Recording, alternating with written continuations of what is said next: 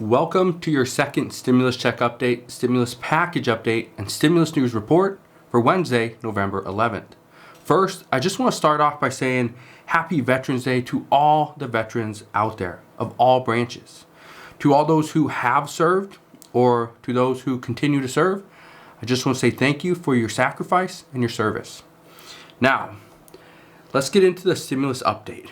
I am sure you have heard about a lot of different stimulus talks, stimulus proposals, packages, negotiations, and payments lately. Some say we will get stimulus. Others say stimulus is never going to come. Most people are on the fence with stimulus and are predicting that we will see stimulus, but it will most likely happen in 2021. Me, I personally believe that with everything that is going on, with the fiscal cliffs that are coming on December 31st, I personally believe that it would be a travesty, a huge mistake, if Congress does not come to an agreement on a stimulus package that ultimately President Trump will sign. The reports right now are that most likely a stimulus package is going to happen, and it will actually be very good. There is reports out there that there is a stimulus package in the works. Mitch McConnell has talked about this multiple times. This is actually a stimulus package that would provide Americans with $1,200 stimulus checks. It would also provide $800 in additional stimulus to millions of people. And it would act as a catalyst to propel America into a positive direction moving forward. The best part, though, is this is seen as a stepping stone until the next stimulus package can ultimately get passed. So what this means is these reports are calling this proposal, which we have seen before, they are saying this proposal is most likely the thing that we are going to see negotiated between Nancy Pelosi and Joe Biden and Mitch McConnell. So, you probably wonder, what proposal is this? We have seen the HEROES Act. We've seen the $1.9 trillion that President Trump offered.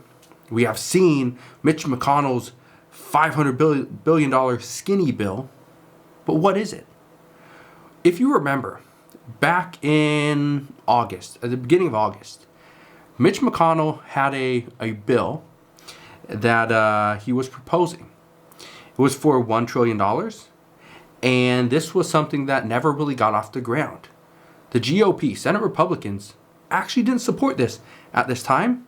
It was called the HEALS Act.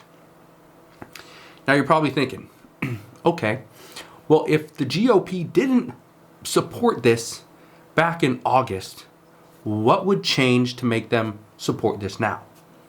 The reason why the GOP did not support this back in August, they thought it was too expensive. However, many Senate Republicans have been on the publicly stated and have been on the fence about supporting a $1.6 trillion stimulus package that President Trump was going to propose and did propose. It's just Nancy Pelosi never agreed to it, never said that she supported it and would put it on the floor of the House, so it didn't go anywhere. But these reports are saying that a $1 trillion stimulus package is the most likely scenario moving forward. However, Nancy Pelosi is pushing for more.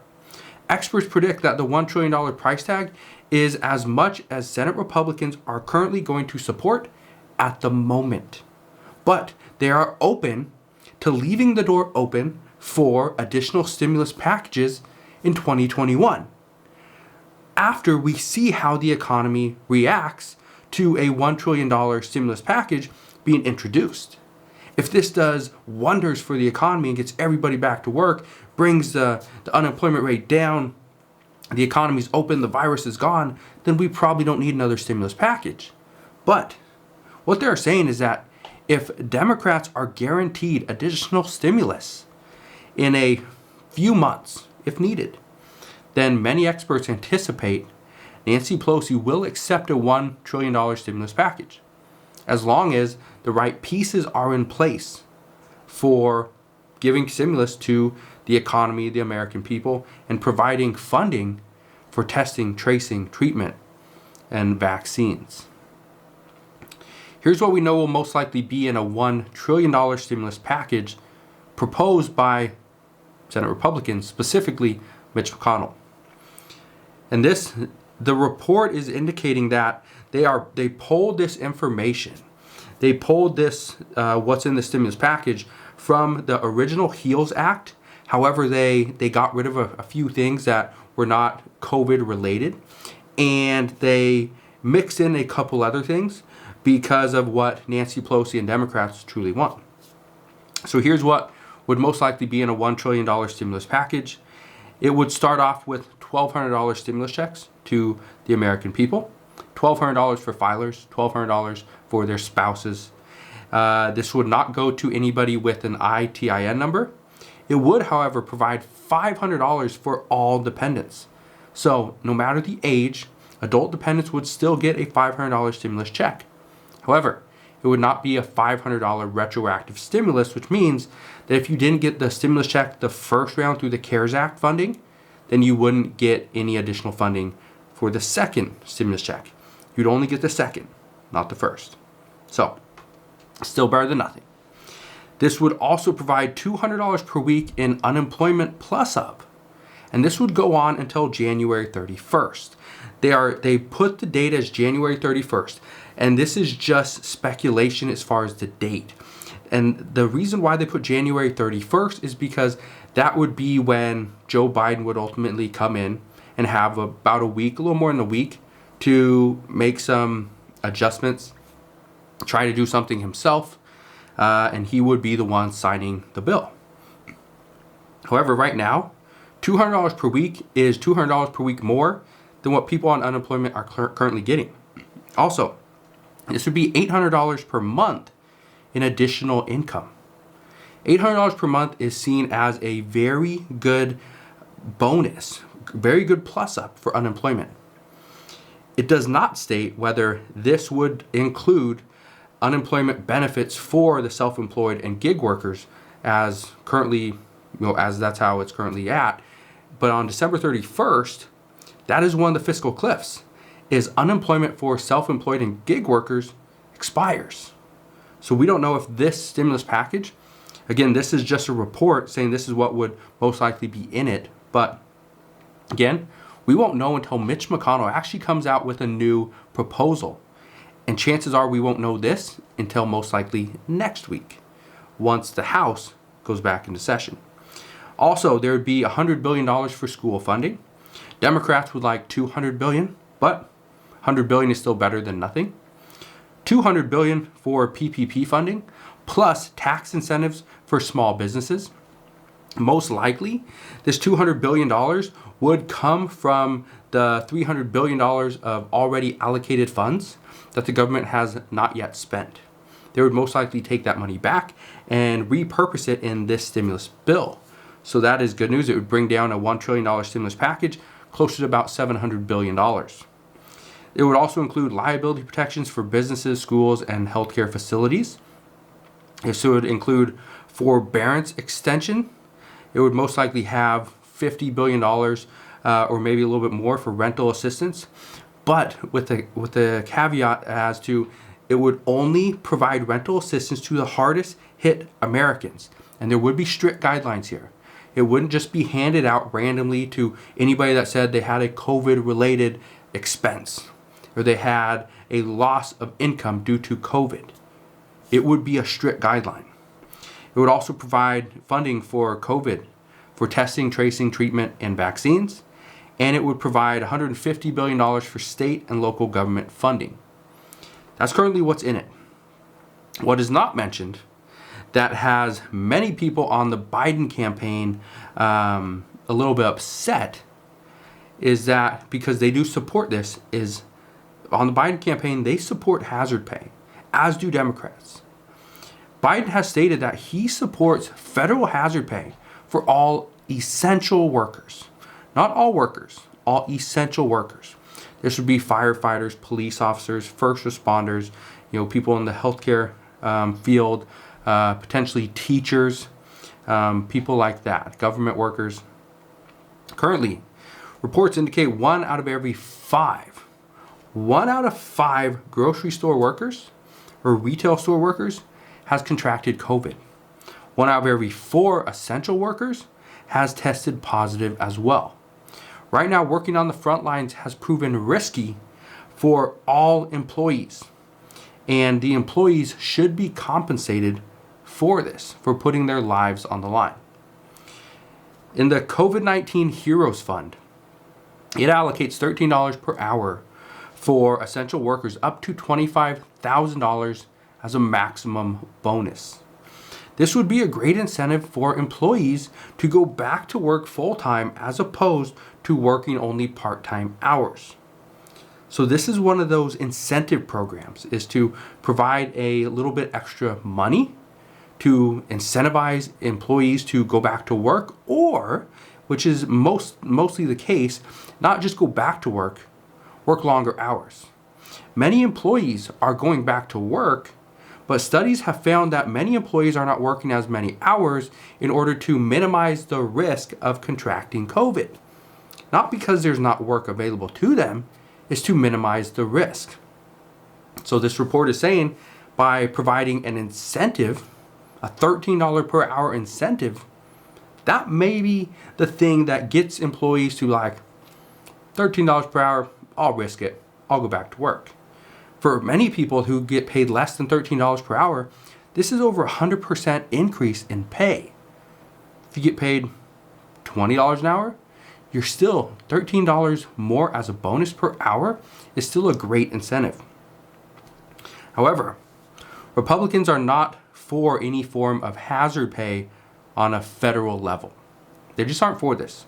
Republicans state that it should not fall on the federal government to reward workers while the business owners are reaping the rewards of these employees. It should fall on the employer to provide the reward to the employee, not the federal government. However, it is because of this hazard pay in its original form will most likely not happen. Just simple hazard pay. The government gives a company money and they allocate that money to their essential workers. That would be hazard pay in its simplest form. However, reports indicate that there could be a bill in the works that rewards employers who offer hazard pay to their essential workers.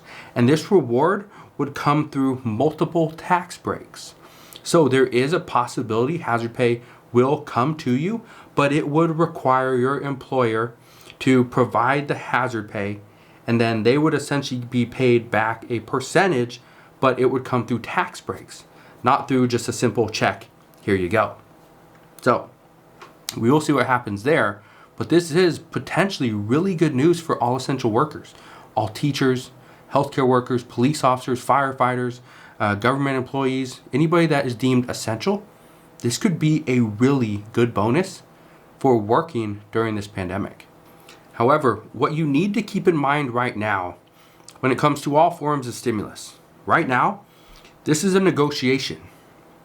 And right now, stimulus negotiations need to restart with our new stimulus negotiators. Well, here's the issue, and I explained this in a video I did yesterday. Here's the issue. Right now, Nancy Pelosi is still going to be the lead negotiator from the Democratic side. However, she is going to take input. She's going to refer to Joe Biden as to what he would like to see moving forward. So it's Nancy Pelosi and Joe Biden on one side. And on the other side, we used to have President Trump, Mitch McConnell, Steve Mnuchin, and Mark Meadows. We had those three. Mitch McConnell was off on his own thing, doing his own thing. However, the Senate Republicans have made it clear that they do not want the Trump administration handling the stimulus negotiations anymore. That Mitch McConnell needs to be the one negotiating. So he's taken it upon himself, and he has been working, based on these reports, he has been talking with Senate Minority Leader Chuck Schumer. And they are slowly putting together a plan for stimulus. And based off this report, what I just read to you in that $1 trillion stimulus package, that's most likely going to be the package. Or something, a variation of what I just addressed. Right now, the Senate has been back in session since Monday. This will be their third day back to work since they went on break or recess before the election. The House comes back to Washington on Monday, November 16th, so in less than a week. And this is when most people with knowledge, with inside knowledge of what's currently going on, they believe that stimulus negotiations will really ramp up once the House comes back to Capitol Hill, which is on Monday. So next week is the week we should see a lot of updates regarding stimulus. As far as if we see any progress, that we don't know. I can't tell you for sure. What I can tell you is we should see some updates. We should have an idea of what Congress is looking at. If Nancy Pelosi is firm on her $2.4 trillion stimulus package, or is she willing to come off that number, almost down another trillion, to agree on a stimulus package with Mitch McConnell and the Senate Republicans? Right now, I don't know. What I can tell you is Nancy Pelosi has been firm on that $2.4 trillion stimulus package.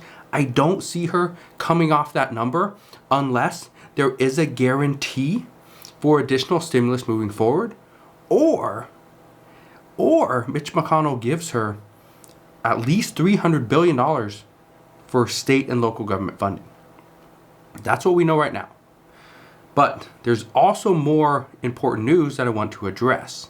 The IRS has stated, I'm going to tell you this again, the IRS has stated that anybody that has yet to claim their stimulus check from the CARES Act that was issued back in April, if anybody has yet to receive that or claim their stimulus check, you can apply through the IRS website by November 21st.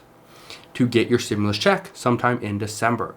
If you do not apply by November 21st, okay, that is in 10 days.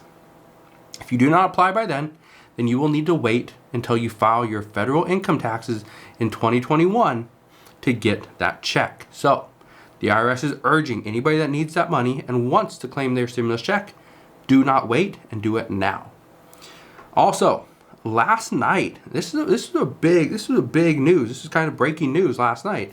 Last night, Arizona reported that President Trump and Joe Biden are now only 12,700 votes apart, with over 64,000 provisional ballots yet to be counted in Arizona. This is big. This is big news, and this has many people, as of this morning, scrambling, because this could ultimately change who wins the overall election.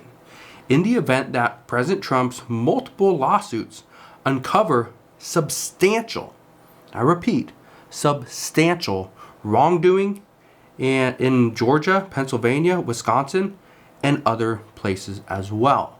So, if Arizona all of a sudden swings to President Trump, this will most likely not settle anything down. This will most likely only ramp up legal battles and lawsuits between President Trump and these different states.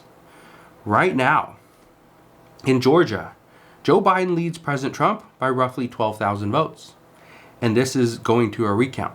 This is also one of the states that President Trump has issued a lawsuit in. In Wisconsin, Biden leads Trump by roughly 20,000 votes. This is another state that President Trump has another lawsuit in. He has lawsuits in multiple states. Multiple lawsuits in some states. I'm not saying that these numbers are going to be easy to overcome and Joe Biden will not be in office. President Trump will be in office or vice versa. But theoretically, if Arizona all of a sudden swings, then this is actually going to give President Trump more power and more confidence to go into these legal battles with proof that he says he has. Now, I don't know if he has proof, but yesterday there were reports that Mitch McConnell was speaking to the Attorney General. Okay, he was speaking to the Attorney General right before Mitch McConnell made a statement. And in that statement, Mitch McConnell stated, he pretty much stated that he supports President Trump and he has the right to fight any fraud that he sees could be happening in these states.